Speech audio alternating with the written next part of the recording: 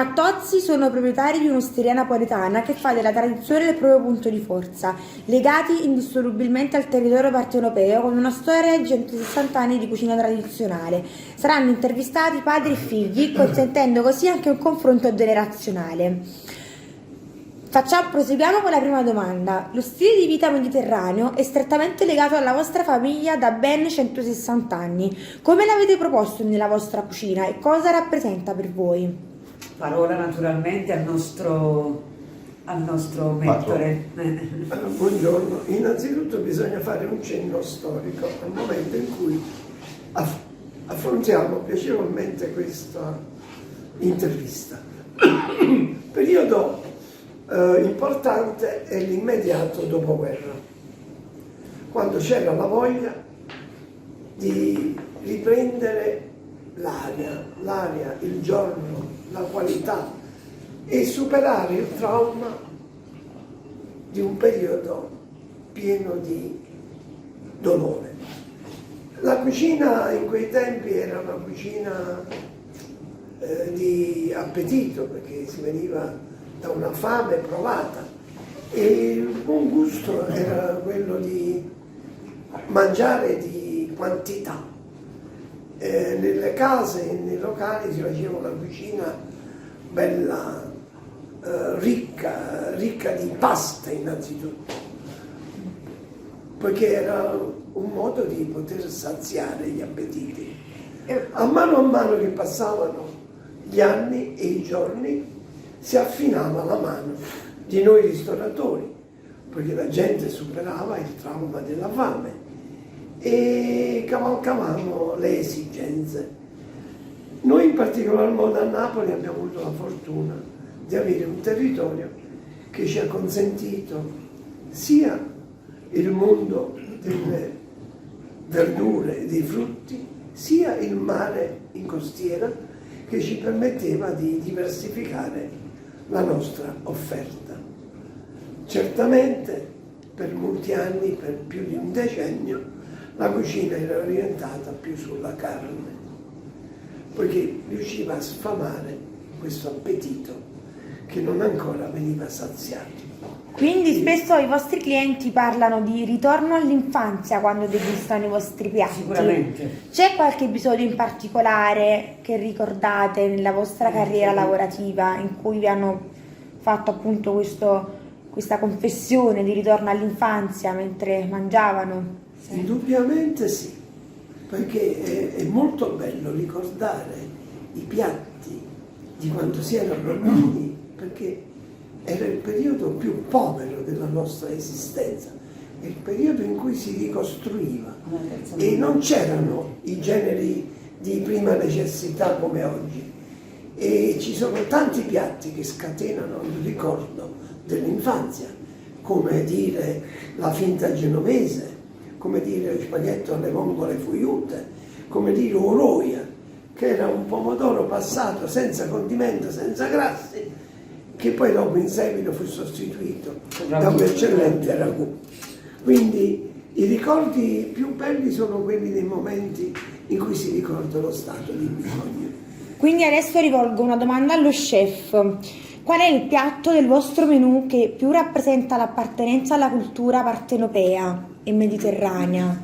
Attualmente sono due o tre i piatti insomma, che rispecchiano di più la nostra appartenenza alla tradizione. Il primo è il ragù, che per antonomasia il ragù napoletano, che è la tradizione nostra, quindi è un piatto ricco e tradizionale.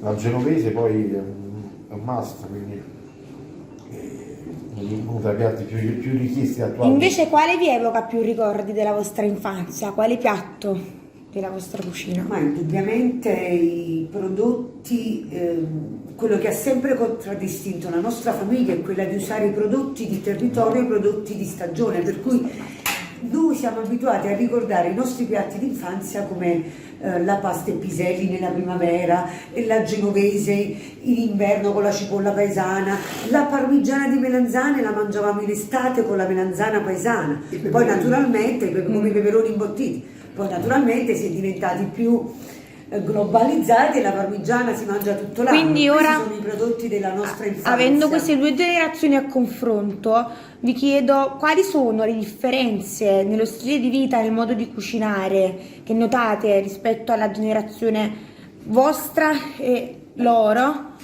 e quali le similitudini. Le differenze sono che nel quotidiano, ovviamente, il cliente abituale, quello che mangia tutti i giorni al ristorante, ha esigenze di leggerezza, non di piatti pesanti, per cui si cucina meno pasta, più verdure, insomma un tipo di cibo più leggero.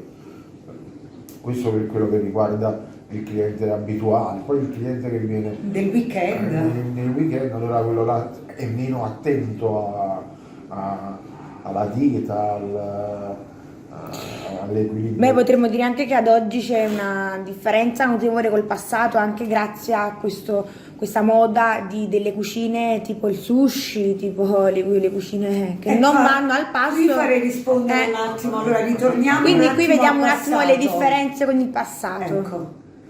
Nel momento in cui dalla Val d'Aosta a Pantelleria si è omologato un solo modo di stare a tavola, questo è quello che riguarda la fascia giovanile, si perde l'identità di un paese, poiché la tradizione, la tipicità, il territorio che contraddistingue il nostro stile di vita mediterraneo fanno parte della nostra personalità, non a torto. Intellettuali americani verso la fine degli anni 40 si trasferirono nel Cilento, che avevano individuato una nuova forma di vita.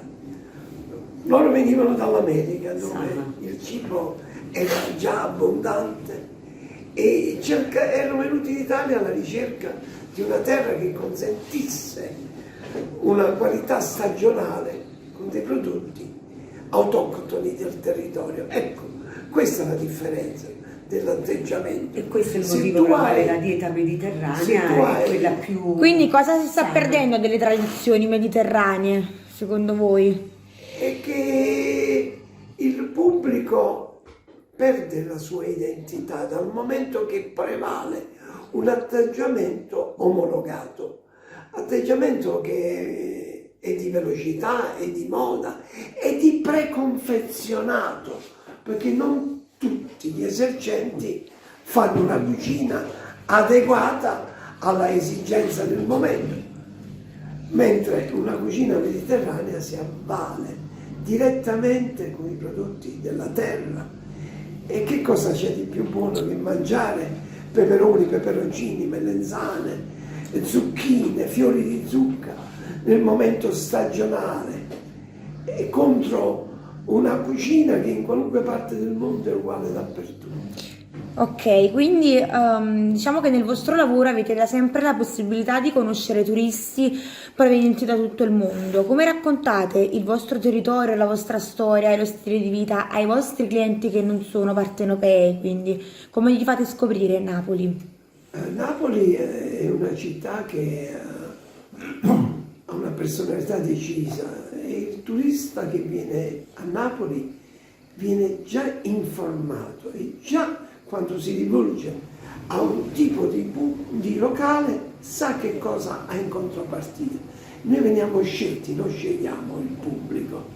Quando entra qualcuno dalla porta non entra per caso, poiché solo lo street food, che è un'esigenza di appetito momentaneo, può determinare una scelta al momento, ma una scelta tramite prenotazione, tramite alberghi.